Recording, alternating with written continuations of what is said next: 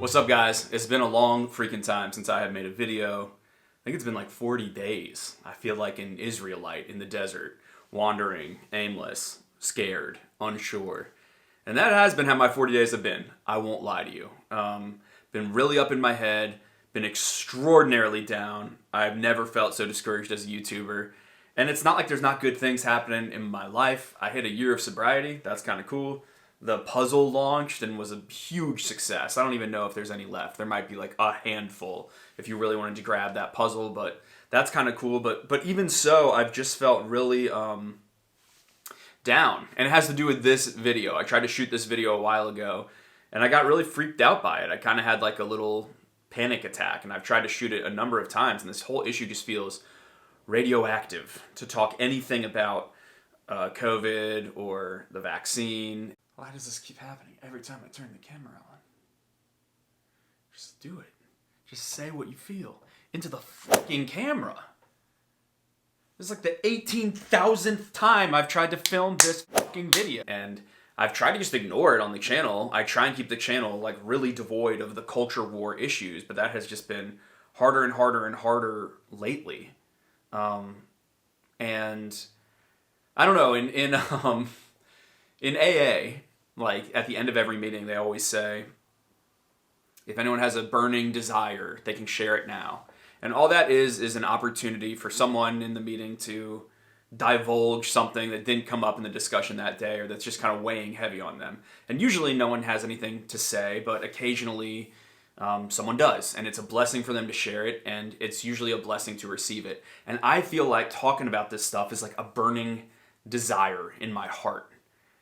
Because the fact that I wanted to just not even touch it and censor means that I'm not willing to just like really be honest. And if I'm not willing to just express how I'm feeling, and I'm operating out of a paradigm of self-censorship, I do not deserve to cover music. That is my deep conviction, and I drew the line in the sand to myself and said, if you will not get yourself on camera and just talk about how the concert industry is reacting to COVID, you don't deserve to do anything. And you shouldn't be a YouTuber, and you should quit now. And all y'all are probably like rolling your eyes of like, that's what you've been, up in your head about. That's what I've been up in my head about. And so this is like, if you don't like this video, I can honestly say I don't care. This one's for me. This one's for me to prove to myself that I can say things that I think. So let's talk about country music and the vaccine and concerts and all that stuff. So after a 2020 where there basically weren't many concerts at all, 2021 has seen concerts really restarting in full. A lot of big shows, artists are back on the road, and that's super, super encouraging to see. It's encouraging on different levels. I'm glad for fans that they get to congregate and go listen to music and be with other people. Like, we gotta see each other, and we gotta sing together, and we gotta, live and party, and like that's just part of the human experience. And so I'm glad that that stuff's happening. I'm glad for the artists that like were made to perform, getting to do the thing that they're great at doing and kind of fulfill their cosmic purpose in that way and entertain people. And I'm really glad for their crews. A lot of them had to get taken off the payroll. A lot of them were still being supported by some artists. And I know we think celebrities are made of money, but to keep paying like a couple dozen people for a year and a half when you're not bringing in money from touring, that's not easy to do. And so I'm just glad for like the economy of a lot of Nashville and Texas, just everyone, all musicians, that it's happening again. The gears are turning. And I think on the whole, concerts have been pretty healthy, but I think it's been a little bit more of a mixed bag than it has seemed. And here's what I mean by that. A lot of shows have been huge. I know when Danny Shay came through town here, they played an arena show. It was sold out. When Luke Combs played at ASU in their stadium, he broke an attendance record. A bunch of the big country festivals have been really healthy, super packed. But at the same time, with smaller acts that are playing in smaller venues and maybe in theaters or clubs, I've definitely heard from a lot of different people in the industry that those have been smaller than they were pre-COVID. Like maybe ticket sales are down like 20 to 40%. And that definitely seems true from the venues here in Charlottesville. And I don't know, I talk to a lot of tour managers and stuff. It seems true from what they are saying as well. And that's not something I've seen reported, but it is something I've observed. And like I said, it's something that other people have told me. And I feel like there's a few reasons these shows might be smaller.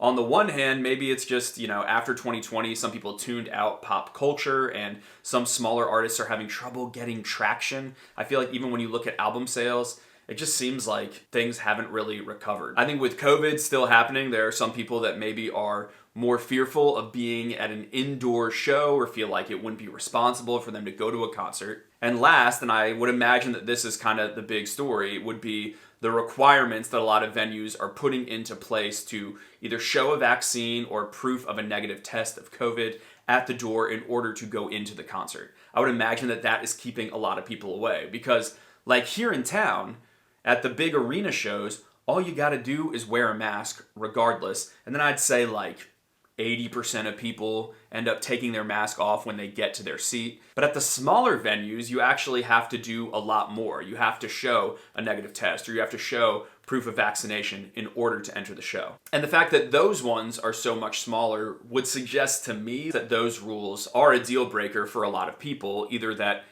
it's not these venues' business to know their medical history or it's like a prohibitive cost to get a test. And a lot of places, you can get them for free when they're reimbursed, but a lot of places you can't. And maybe it's just the trouble of going and getting a test that some people wouldn't want to go do. But look across the country and, this is the issue of our moment. And you got people suing the federal government. You got tens of thousands of nurses willingly getting fired from their jobs. You've got sick outs within the airline industry that's messing up travel. You got stars like Nicki Minaj and major athletes like Kyrie Irving and Aaron Rodgers just not getting the vaccine and saying they don't feel that they need it. And this is a hill that a lot of people are willing to die on. It feels different to them. And I know you know all that stuff, and I'd like to pretend it's not happening, but those exact same divisions are happening in country music and in the concert world. So at the highest level, we got giant touring companies like Live Nation and AEG Presents that just straight up said a few months ago, any tour that they are producing, all of the audience is going to have to show proof of vaccination in order to enter the show. And certainly a lot of artists agree with this stance. Most vocally, right out the gate, was Jason Isbell, who announced over the summer that audiences at his shows would need to be vaccinated or show proof of a negative test. And there was some squabbling with some of the venues because they didn't have necessarily the protocols in order or the personnel. But it seems like that was just an early era thing, and now most venues certainly have some kind of protocol set up. How secure are these protocols? I mean, I don't know. Like, some places you just have to show a picture of a Vax card, which seems quite easy to fake. Other places it's like, there's technically someone there checking things, but it seems like they just let you in. Some places it's just like, wear your mask, but then it's kind of like everyone in the audience takes them off. I don't know. It can definitely feel a bit theatrical and not that serious. But then a lot of venues, and this has certainly been the case in town, have really tightened up and said, rapid tests aren't accepted at the door anymore. You need to go and get a lab test where we have paperwork with it if you're going to do the testing thing to get into the show. On the other side of the spectrum, you got some acts that are very vocally against any of this stuff. The Steel Woods are a southern rock country band that put out a statement this summer that said, "We're an American band with American values. We aim to create music that is healing and play shows for all who want to attend. We believe in an individual's right to choose what they want to put into their body and that no one should be forced to do anything for their own good in order to go about their lives. The recent news that AEG and Live Nation venues, and specifically our show in St. Louis on November 5th, will require vaccination or proof of negative test effective beginning of October is not something that we fully support or are willing to comply with. As a result of this news, we are canceling our show in St. Louis on November 5th, and you can expect that we will not participate in any show in the future that requires proof of vaccination or negative COVID test result for entry. This includes all headline shows, festivals, and all shows we are supporting. We want to see a thriving, healthy society as much as everyone else. We are not against the vaccine. We simply believe that mandating the vaccine is not the way. We hope our fans on both sides of the aisle understand and respect the decision we've made. At the end of the day, one of the greatest things about our country is having the freedom to stand up for what we believe. If that jeopardizes what we have built over the last several years, then so be it. Our integrity, freedom, and liberty is greater than short-term monetary success." They were really kind of the first people to make a statement and make a move that got attention in this vein. But Travis Tritt kind of became the more notable star that has taken the same stance. And similar to the Steelwoods, he sold tickets to a show. The venues later announced that they were going to have requirements to get into those shows, and he said he felt uncomfortable with that kind of after-the-fact rule. In a statement, he said, "I'm putting my money where my mouth is and announcing that any venue or promoter mandating masks, requiring vaccinations, or pushing COVID testing protocols on my fans will not be tolerated. Any show I have booked that discriminates against concert goers by requiring proof of vaccination, a COVID test, or a mask is being canceled immediately.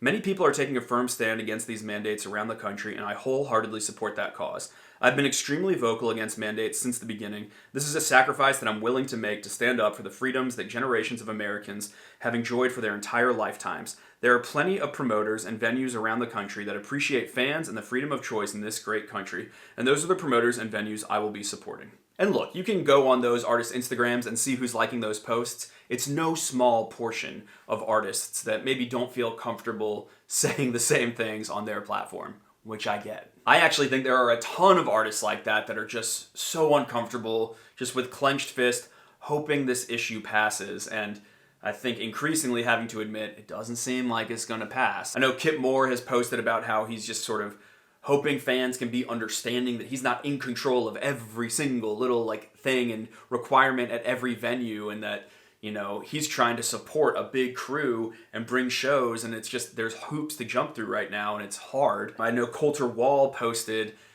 at the end of the summer, he said, "It's not my business to tell anyone what to do with their personal health. My business is picking and singing songs, and I'm looking forward to getting to do that again. It's been nearly 2 years since I've been on a tour. Obviously, the circumstances are unfortunate, and I'm not a fan of these requirements either, but they apply to myself and the band as well. The political disputes and shitty responses on this issue are enough to make a guy want to quit playing shows altogether and just ranch full-time, but then I'd be broke." Right after that, he announced the tour, and then he canceled it in the same week. So it left people wondering if it was because of requirements at the venues, but he just announced another tour today, so who knows?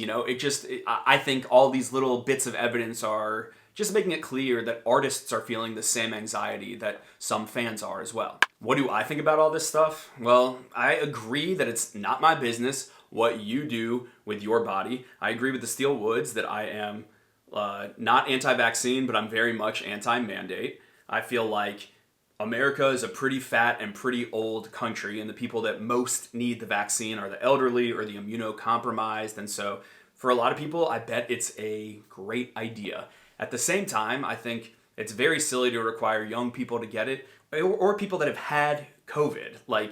I think any discussion around any of this that doesn't also include antibodies or natural immunity is not one being had in very good faith, especially because in study after study, it continues to prove robust. But I know I'm probably not going to convince anyone to move from where they already are on any of these issues. And so, I won't talk about them. I certainly won't talk about masks. Don't get me started on masks. But I do think that the most logical inconsistency in the whole argument for having crowds all have to be vaccinated is that vaccination seems to drastically reduce your symptoms and the intensity of coronavirus if you get it.